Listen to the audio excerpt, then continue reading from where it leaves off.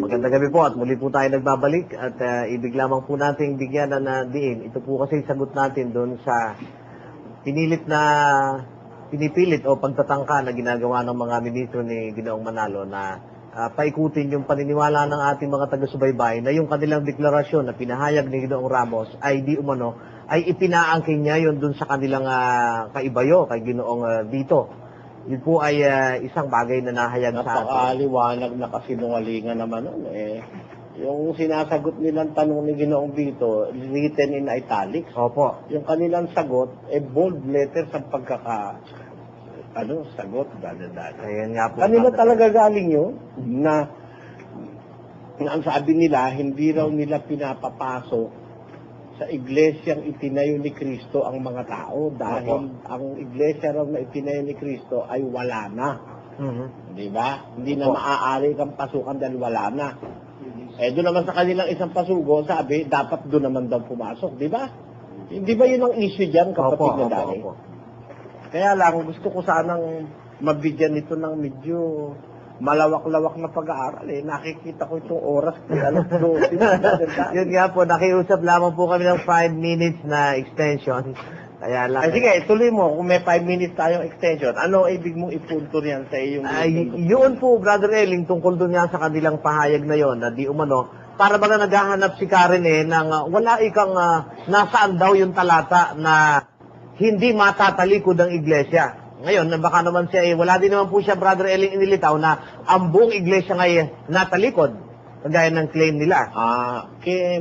Muy imposible na matalikod ang iglesia, no? At malipol na lubos at walang matira kahit isa. Eh, sinabi ni Kristo yun sa 10:29 ng Juan eh. Di ba? Pakibasa, Brother Willie. Sabi ko'y ganito, at sila'y binibigyan ko ng walang hanggang buhay. At kailanmay, hindi sila malilipol at hindi sila aagawin ng sinuman sa aking kamay. Kailanman hindi sila malilipol, sabi ng ating Panginoong Yesus, di ba? Opo. O paano ngayon sasabihin naman nila nalipol na lahat? Pakita mo nga nalipol daw lahat eh. Sabi, sa kanilang pasugo, nalipol na lahat. Oh. Yung isa. Nalipol na lahat. Yung isa, Brother Danny. Ini-scan po natin yung kanilang pahayag na yon. Sabi ng Panginoong Jesus, hindi sila kailanman malilipol. Ang sabi naman nila, nalipol na lahat. Walang natirang tupa Walang si Kristo natirang noong unang siglo. Meron pa po silang ibinigay na panahon eh. Kaya walang natirang tupa si Kristo noong unang siglo. Nalipol na lahat. Kita mo na wala raw lahat. Nalipol na lahat ang tupa ni Kristo noong unang siglo. Kapatid na Daning, ibig sabihin, unang siglo pa lang, wala nang tupa si Kristo. Wala na po at ang kanilang pinagbibintangan ay... Nalipol na lahat. Opo. Ngayon, sabi nila, kaya raw nalipol, ang iniligaw daw ng mga bulaang propeta o mga paring katoliko. Sabi naman nila, ang paring katoliko raw at ang Iglesia Katolika umiral nung 6th century. Paano nangyari ang katoliko ang nagtalikod? Wala pa palang katoliko na nagtalikod na paniniwala nila. Yan ang mahirap nilang hilutin dyan.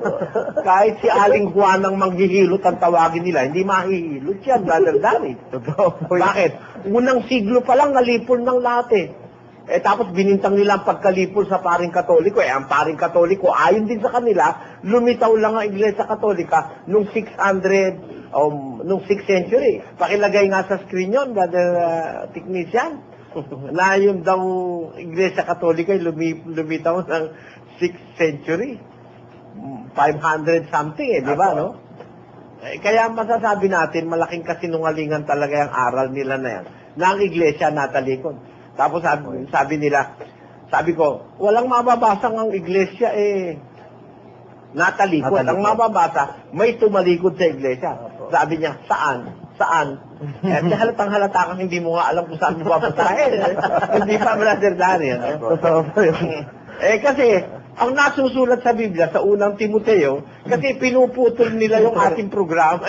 Tapos sabi, saan? Kung tinuloy mo, nandun yung sagot sa unang Timoteo 4:1 hanggang 3 Ngunit hayag na sinasabi ng Espiritu na sa mga huling panahon, ang iba'y magsisitalikod sa pananampalataya. Oo, tamo, ang iba lang, hindi sinasabing ang iglesia ay tatalikod. Ano, wala nun. Ang sabi, ang iba'y magsisitalikod sa pananampalataya, makikinig sa espiritong mapanghikayat at sa mga aral ng mga demonyo. Yan ang mangyayari, iba lang ang tatalikod. Hindi naman lahat mawawala eh. Dahil ang pangako ni Kristo, kailanman hindi sila malilipol. Ang sabi ng ating Panginoong Jesus, brother. Di ba? Kaya yan ang kanilang pinipilit na hilutin eh. Kasi kahit anong hilot pa ang gawin nila, hindi nila talaga kayang tindigan yung itinuro ni Manalo na ang iglesia noong unay natalikod. Alam mo ang motibo ni Manalo ron? Bakit po, brother? Para magkaroon siya ng papel. Ayun. Naitalikod yung iglesia para makapagtayo siya rito. Tapos sasabihin, ang itinayo ni kapatid na Manalo, hindi ang iglesia, kundi ang lokal Na umanib. na umanib dun sa iglesyang itinayo ni Kristo. Paano aaniban eh? Wala na, sabi niyo.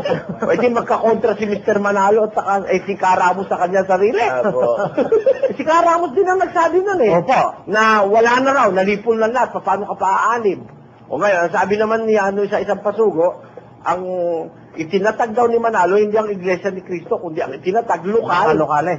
Lokal na umanib dun sa una. Maganda po siguro Ayan, pagsabihin. Ang nagtatag ng tunay na iglesia ni Kristo ay ang ating Panginoong Jesus. Ang itinatag ni kapatid na Felix Y. Manalo ay mga lokal ng iglesia na umanib sa tunay na iglesia ni Kristo. Di dyan pala may inaniban, ano? Doon sa kabila, naman sabi, baka kaanib pa ba?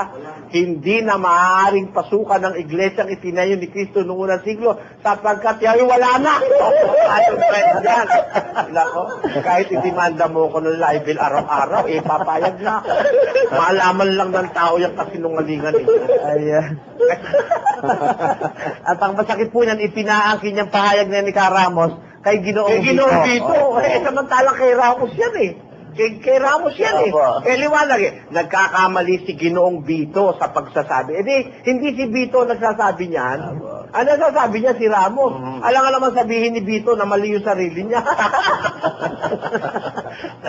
Sige, wala na po tayong oras. Mas bibigyan natin ng ano pa yan, kapatid Danani, sa susunod. Pag may mahaba-haba pa tayong pagkakaroon. Samantala, kailangan po pansamantala magpaalam, Atty. Rosal. Oo nga, ako mamimili pa ako. Good morning na mga kababayan.